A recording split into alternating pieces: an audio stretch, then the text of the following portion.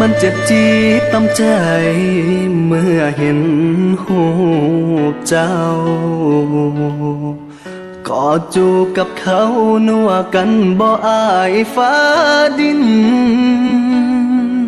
สถานะของอายเปลี่ยนไปคือสิทธิ์ล่อทับตายแดดินหน้าคือปลาดุกตำหินมันตำขัวหัวใจสิไปอยู่น้ำเขาบอกแน่จักคำนอลาบ่ต้องลอยโลกมิดจิลีให้อายเจ็บซ้ำใจ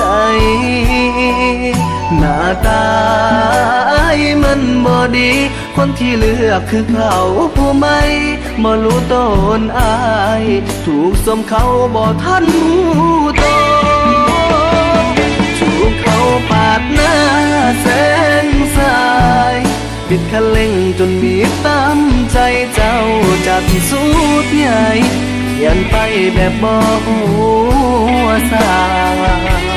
คงต้องใส่40 ดีกรีมาดับอารมณ์ข้างนี้ละนะโอ้ยลา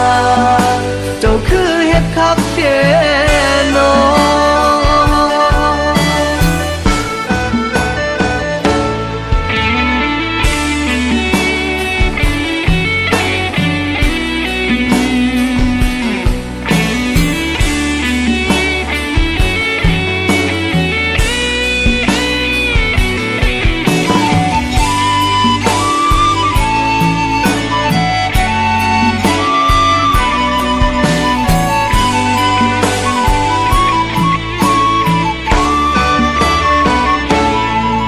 สิไปอยู่น้ำเขา